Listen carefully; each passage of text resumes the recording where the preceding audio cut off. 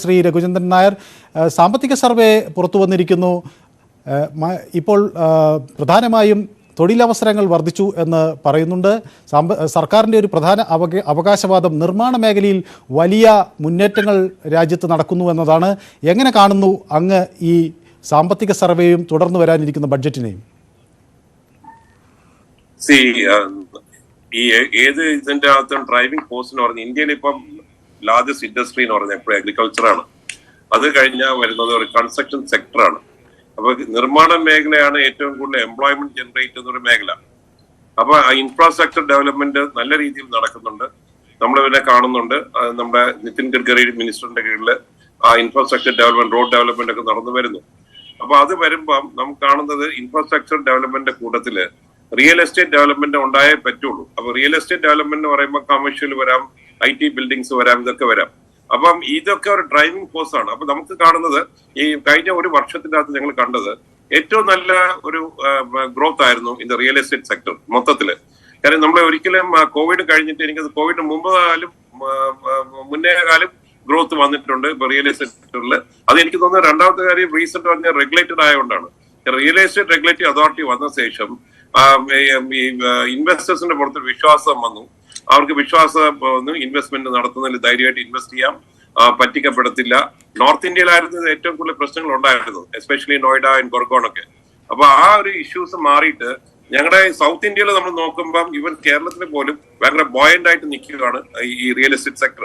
അപ്പൊ ആ real estate sector ബോയന്റ് ആകുമ്പോൾ കൂടുതലും വരുന്നത് നമ്മളിപ്പോ ഒരു കാലം വരെ നമുക്ക് വന്ന ഇൻവെസ്റ്റ്മെന്റ്സ് മൊത്തം NRI ഇൻവെസ്റ്റ്മെന്റ്സ് ആയിരുന്നു. ഞാൻ പറയുന്നത് ഞാനിപ്പോ ഒരു 40 വർഷം മുമ്പ് വരെ ഞാൻ ഈ റിയൽ എസ്റ്റേറ്റിൽ വന്ന ഒരാളാണ്. അന്ന് നമ്മൾ കാണുമ്പോൾ ഒരു 70 to 80% NRIs ആയിരുന്നു ഇൻവെസ്റ്റ് ചെയ്തുകൊണ്ടിരുന്നത് റിയൽ എസ്റ്റേറ്റ് സെക്ടർ കേരളത്തിൽ. അത് മാറി വന്നിട്ട് ഇപ്പോഴത്തെ സ്ഥിതി എന്ന് പറഞ്ഞാൽ ലോക്കൽ ഇൻവെസ്റ്റ്മെന്റ്സ് ആണ് ഏറ്റവും കൂടുതൽ വരുന്നത്.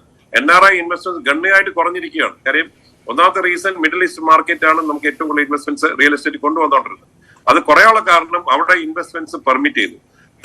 അവിടെ ഇൻവെസ്റ്റ്മെന്റ്സ് റിയൽ എസ്റ്റേറ്റിനകത്ത് സ്ഥലം വാങ്ങിക്കാൻ പറ്റും, അവിടെ ഓണർഷിപ്പ് എടുക്കാൻ പറ്റും എന്ന് വന്നപ്പം അവിടെയുള്ള പല ആൾക്കാരും അവിടെ ഇൻവെസ്റ്റ് ചെയ്യാൻ തുടങ്ങി. അപ്പൊ കേരളത്തിലെ മൊത്തത്തിൽ നമ്മൾ കാണുമ്പം അത് നമ്മൾ NRI ഡ്രിവൺ ഇക്കണോമിന്ന് മാറിയിട്ട് ലോക്കൽ ഡ്രിവൺ ഇക്കണോമി റിയൽ എസ്റ്റേറ്റിലോട്ട് വരാൻ തുടങ്ങി. ഇപ്പൊ റിയൽ എസ്റ്റേറ്റിൽ വരാനുള്ള 2-3 റീസൺസ്. ഒന്ന്, ശ്രീ ആദികേശ്വരൻ ഇതിലുണ്ട്. ബാങ്ക്സ് നന്നായിട്ട് ഇപ്പം സപ്പോർട്ട് ചെയ്യുന്നുണ്ട്. ബാങ്ക്സിന് ഇൻട്രസ്റ്റ് നന്നായി കുറഞ്ഞിരുന്നു. ഈ ഇൻട്രസ്റ്റിന്റെ ഒരു കയറ്റം വന്ന ശേഷം ഒരു സെയിൽസിന്റെ അകത്ത് ഒരു ചെറിയ മാന്യത വന്നിട്ടുണ്ട്. അതിന്റെ റീസൺ പറഞ്ഞാൽ ഇപ്പം ഇൻട്രസ്റ്റ് ചിലപ്പോൾ കൂടി വരുന്നുള്ള ഒരു ഫീലിംഗ് വരുന്നു. താങ്ങാൻ പറ്റാത്ത ഒരു സാധ്യത. മറ്റേ ഇൻട്രസ്റ്റ് നന്നായി കുറഞ്ഞിരിക്കുന്ന സമയത്ത് ആ ഇൻട്രസ്റ്റും നമ്മൾ നോക്കുമ്പോൾ നമ്മൾ റിയൽ എസ്റ്റേറ്റ് സെക്ടറിൽ കാണുന്ന ഏറ്റവും വലിയ ഇമ്പോർട്ടന്റ് ആയിട്ടുള്ള പല കാര്യങ്ങളും നമുക്ക് ഇപ്പം കാണാൻ പറ്റുന്നത് റിയൽ എസ്റ്റേറ്റ് സെക്ടർ നല്ല ബോയന്റ് ആയിട്ട് നിൽക്കുകയാണ്. അപ്പൊ അത് ഇക്കണോമിയെ നന്നായി ഡ്രൈവ് ചെയ്യും. കാരണം അതൊരു കോൺട്രിബ്യൂട്ടർ ടു ദ GDP ആണ്.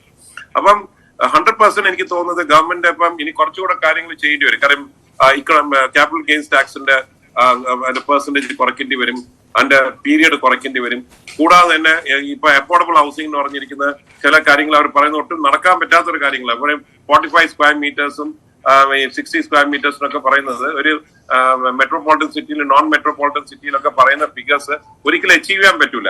മാത്രമല്ല ആ ഫിഗർ 45 lakhs 40 ലക്ഷം രൂപ മുകളിൽ പോകാനും പാടില്ല. അപ്പൊ അത് ഒരു മാറ്റം വന്നേ പറ്റുള്ളൂ. പിന്നെ നമ്മൾ റെന്റൽ ഇൻകം, എനിക്കത് റെന്റൽ ഇൻകം പെർമിറ്റ് ചെയ്യണം. കാര്യം ഒരു individual rental income up to 20 lakhs വരെ എക്സംപ്ഷൻ കൊടുക്കുക. കാര്യം അത് കൊടുക്കുമ്പം I am quite sure that അല്ലെങ്കിൽ എന്ത് പറ്റും, നമ്മുടെ rural population 2% rural population migrate ചെയ്തുകൊണ്ടിരിക്കുക ടു ദ സിറ്റീസ്. അപ്പൊ മൈഗ്രേറ്റ് ചെയ്ത് വരുമ്പോൾ ഇവർക്ക് റെന്റലായിട്ട് നല്ല റെന്റൽ ഇൻകം റെന്റലിന് കിട്ടിയില്ലെങ്കിൽ അവർ സ്ലംസിലോട്ട് മാറും. അപ്പൊ നമ്മുടെ സ്ലം എന്ന് പറഞ്ഞുകൊണ്ട് ഒരു സ്ലം കൂട്ടിയെടുക്കുന്നതിന് പകരം റെന്റൽ ഇൻകം ഒരു നല്ല രീതിയിൽ റിയൽ എസ്റ്റേറ്റ് അവൈലബിൾ ആക്കിയാൽ ആ റെന്റൽ ഇൻകത്തിന് എക്സംഷൻസ് കൊടുത്താൽ അതിൽ ഇൻവെസ്റ്റ്മെന്റ്സ് വരുമ്പോൾ തീർച്ചയായിട്ടും ഈ സ്ലംസ് വരത്തില്ല. റൂറൽ പോപ്പുലേഷന്റെ മൈഗ്രേഷന് വേണ്ടിയുള്ള എല്ലാ രീതിയിലും അത് ഇൻസെന്റിവൈസ് ചെയ്യാം. റെന്റൽ ഇൻസെന്റിവൈസ് ചെയ്യില്ല. തീർച്ചയായും ശ്രീ രഘുചന്ദ്രൻ നായർ, ഞാൻ അങ്ങിലേക്ക് കൂടി മടങ്ങി വരാം.